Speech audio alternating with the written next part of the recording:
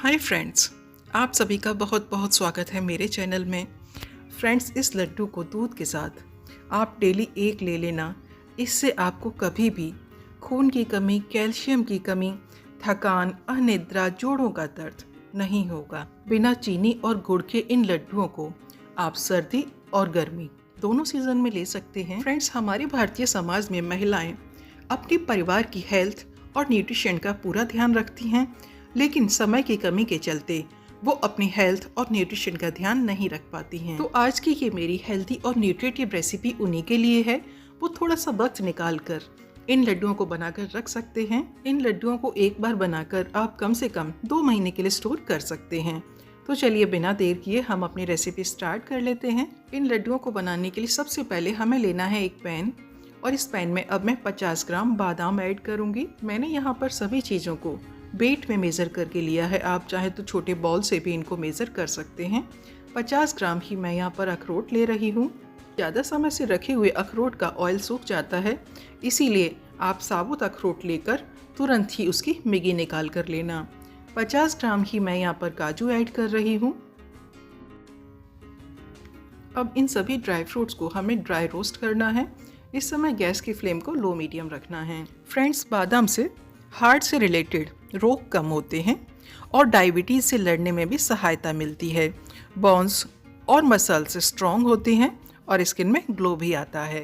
अब बात करें यदि अखरोट की, तो अखरोट को ब्रेन फूड भी कहा जाता है, इसीलिए इसे खाने से मेमोरी बढ़ती है, कैंसर से लड़ने की क्षमता बढ़ जाती है, मेटाबॉलिज्म रेट अच्छा रहता है, अखरोट से वेट भी कम होता है और अखरोट खाने से नींद भी अच्छी आती है। काजू से एनर्जी मिलती है और प्रोटीन का अच्छा सोर्स भी है। काजू से भी स्किन में ग्लो आता है, मसल्स स्ट्रॉन्ग होती हैं और काजू खाने से डाइजेस्टिव सिस्टम भी इम्प्रूव होता है। तो ये तो थी कुछ प्रॉपर्टीज़ जिनकी वजह से मैंने यहाँ पर बादाम, अखरोट और काजू लिए हैं। ड्राई फ्रूट्स को रोस्ट करते हुए करीब 4 मिनट हो चुके हैं। अब आप देख सकते हैं इनका कलर चेंज हो चुका है। अभी इनको थोड़ा सा ठंडा करना है। और अब हमने लिए हैं 50 ग्राम सफ़ेद तिल। तिल को भी लो मीडियम फ्लेम पर ही ड्राई रोस्ट ही करना है। यहाँ पर भी हमें घी या बटर कुछ भी यूज़ नहीं करना है। फ्रेंड्स, सफ़ेद तिल में एंटीऑक्सीडेंट बहुत ज़्यादा मात्रा में पाए जाते हैं, जो हमारे शरीर को अंदर से मजबूत बनाए रखते हैं। सफ़ेद तिल से तनाव, डिप्रेशन भी दूर होता है। तिल खाने से बीपी भी कंट्रोल में रहता है और जिन लोगों में कोलेस्ट्रॉल बढ़ा हुआ है वो भी कंट्रोल में रहता है। जिनको लो बीपी की शिकायत है उनको तिल नहीं खाना चाहिए। शुगर वाले पेशेंट को भी तिल नहीं खाना चाहिए। प्रेग्नेंट और ब्रेस्ट फीड कराने वाली लेडी को भी तिल नहीं खानी चाहिए, या हाल ही में किसी की कोई सर्जरी हुई है उसको भी तिल नहीं खानी चाहिए। तो इन लड्डुओं को बनाते समय यदि आपको इस तरह की कोई प्रॉब्लम है तो आप यहाँ पर सफ़ेद तिल को स्किप कर सकते हैं। तिल को रोस्ट करते हुए करीब 2 मिनट हो चुके हैं और अब तिल का कलर लाइट गोल्डन ब्राउन होने लगा है। अब तिल को भी हम बॉल में ही ट्रांसफ़र कर देते हैं। अब मैं यहाँ पर ले रही हूँ 25 ग्राम खसखस, जिसे कि पॉपी सीड भी कहा जाता है। इसे भी लो मीडियम फ्लेम पर ड्राई रोस्ट ही करना है। फ्रेंड्स, खसखस में कैल्शियम बहुत ज़्यादा होता है, जो कि आपकी थकान को, सुस्ती को, आलस को दूर करेगा और जोड़ों के दर्द को भी दूर करेगा। खसखस में ओमेगा 3 फैटी एसिड भी होता है, जो कि वजन को कम करने में हेल्पफुल होता है। खसखस में फाइबर की मात्रा बहुत ज़्यादा होती है, जो कि कॉन्स्टिपेशन की शिकायत को दूर करती है। इसमें मौजूद पोटेशियम बीपी को कंट्रोल करता है। अब खसखस का कलर भी चेंज हो चुका है और ये भी अच्छे से रोस्ट हो चुकी है। अब इसे भी हम ठंडा करने के लिए बॉल में ही ट्रांसफ़र कर देते हैं। अब मैंने यहाँ पर लिया है 50 ग्राम सूखा हुआ नारियल, जिसे कि मैंने स्लाइस में काट कर लिया है। अब नारियल को भी लो मीडियम फ्लेम पर हमें ड्राई रोस्ट ही करना है। फ्रेंड्स, नारियल में खनिज, विटामिन, कार्बोहाइड्रेट और प्रोटीन बहुत ज़्यादा होते हैं। नारियल का रेगुलर यूज़ करने से मसल्स और ब्रेन स्ट्रॉन्ग होता है, हार्ट हेल्दी रहता है, कोलेस्ट्रॉल लेवल कम होता है, एनीमिया दूर होता है और कॉन्स्टिपेशन भी दूर होता है। करीब 2 मिनट में नारियल भी रोस्ट हो चुका है। अब इसे भी हम ठंडा करेंगे। अब यहाँ पर हम गुड़ और चीनी की जगह पर यूज़ करेंगे किशमिश और खजूर। मैंने 150 ग्राम यहाँ पर किशमिश ली हैं, 150 ग्राम ही मैंने यहाँ पर लिया है खजूर। फ्रेंड्स, मार्केट में खजूर 2 तरह का मिलता है। एक खजूर पर शुगर की कोटिंग होती है और एक ये दूसरा जिस पर कि शुगर की कोटिंग नहीं होती है। यहाँ पर मैं बिना शुगर की कोटिंग वाला ही खजूर ले रही हूँ। फ्रेंड्स, खजूर में गुठली होती है, इसीलिए खजूर को काट कर इसकी गुठली को बहुत ही आसानी से निकाल सकते हैं। खजूर को मैंने इस तरह से 2 टुकड़ों में काट कर लिया है ताकि ये आसानी से ग्राइंड हो सके, और इस तरह से खजूर की गुठली भी बहुत ही आसानी से निकल जाती है।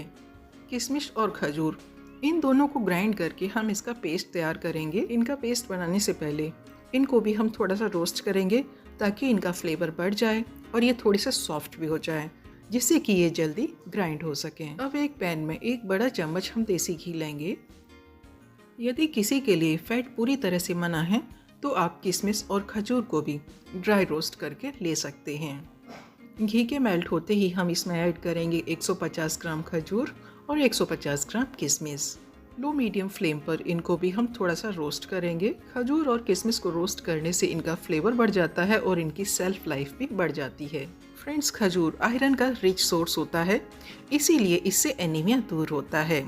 खजूर खाने से आपका डाइजेस्टिव सिस्टम अच्छा रहेगा और नर्वस सिस्टम भी आपका स्ट्रॉन्ग रहेगा, हार्ट हेल्दी रहेगा और बीपी कंट्रोल में रहेगा। बात करें यदि किशमिश की, तो इसमें protein, carbohydrate, vitamin B6, iron, potassium, calcium, antioxidant, vitamin के भरपूर मात्रा में पाए जाते हैं। फ्रेंड्स, रेगुलर किशमिश खाने से हाई बीपी कंट्रोल रहता है, टीथ हेल्दी रहते हैं, फाइबर रिच होने की वजह से कॉन्स्टिपेशन भी दूर होता है। किशमिश और खजूर को मैंने लो मीडियम फ्लेम पर 2 मिनट तक रोस्ट कर लिया है।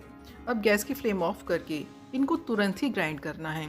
ठंडा होने के बाद ये अच्छी तरह से ग्राइंड नहीं होते हैं, इसीलिए इनको गर्म गर्म ही ग्राइंड करना है। तो इनको ग्राइंड करने के लिए अब हम एक ग्राइंडिंग जार में ट्रांसफ़र करेंगे और इनको तुरंत ही ग्राइंड करेंगे। फ्रेंड्स, किशमिश और खजूर को आप गर्म गर्म ही ग्राइंड करना, तभी ये जल्दी और आसानी से ग्राइंड होगा। ठंडा होने के बाद ये अच्छी तरह से ग्राइंड नहीं होता है। तो ये देखिए, किशमिश और खजूर का पेस्ट तैयार हो चुका है और ये बहुत ही फाइन हो चुका है। यदि आप इन दोनों चीज़ों को गर्म गर्म ही ग्राइंड करेंगे तो ये इसी तरह से बहुत ही आसानी से पेस्ट बन जाती हैं। खजूर और किशमिश तो ग्राइंड हो चुके हैं, अब हम बाकी चीज़ों को भी ग्राइंड करेंगे। जिस जार में हमने किशमिश और खजूर को ग्राइंड किया है, उसी जार में हम बाकी की चीज़ों को भी ग्राइंड करेंगे, लेकिन बाकी के ड्राई फ्रूट्स को हमें दरदरा ही ग्राइंड करना है। सिर्फ 30 सेकंड में ही ड्राई फ्रूट्स दरदरे ग्राइंड हो चुके हैं। ड्राई फ्रूट्स को ग्राइंड करते समय मिक्सी को लगातार ज़्यादा देर तक नहीं चलाना है, क्योंकि ड्राई फ्रूट्स में अपना काफ़ी ऑयल होता है, इसीलिए ज़्यादा देर तक ग्राइंड होने की वजह से इनका ऑयल सेपरेट हो जाएगा और ये पेस्ट फॉर्म में आ जाएंगे। अब ग्राइंड किए गए ड्राई फ्रूट्स को किशमिश और खजूर के साथ ही ऐड कर लेते हैं। अब बाकी के ड्राई फ्रूट्स को भी हम इसी तरह से दरदरा ही ग्राइंड करके लेंगे। ड्राई फ्रूट्स का दूसरा बैच भी ग्राइंड हो चुका है। अब इन सभी चीज़ों को एक साथ अच्छी तरह से मिक्स करना है। आप इन चीज़ों को इस तरह से स्पैचुला से मिक्स कर सकते हैं या फिर आप इसे हैंड से भी मिक्स कर सकते हैं। सभी चीज़ें अच्छी तरह से मिक्स हो चुकी हैं। अब इसमें से थोड़ा थोड़ा पोर्शन लेकर इसे इस तरह से प्रेस करके बाइंड करके लड्डू तैयार करेंगे। बिना चीनी और बिना गुड़ के ही ये ड्राई फ्रूट्स लड्डू बहुत ही ज़्यादा एनर्जेटिक होते हैं, इसीलिए लड्डू का साइज़ बहुत ज़्यादा बड़ा नहीं रखना है। इसी तरह से हम पूरे मिक्सचर से लड्डू बनाकर तैयार करेंगे। इस लड्डू को डेली दूध के साथ लेने से आपको कभी भी एनीमिया, थकान, अनिद्रा, कैल्शियम की कमी, बीपी की समस्या नहीं होगी। जोड़ों के दर्द में भी इस लड्डू को खाने से आराम मिलता है। तो फ्रेंड्स, लड्डुओं की इस रेसिपी को आप एक बार जरूर ट्राई कीजिए। इन लड्डुओं को आप सिर्फ 3 दिन खाकर देख लेना, आपको बहुत ही फर्क नजर आएगा। फ्रेंड्स, कमेंट करके जरूर बताइए आपको ये मेरी यूजफुल सी रेसिपी कैसी लगी। फिर मिलते हैं एक और नई वीडियो के साथ। Good bye.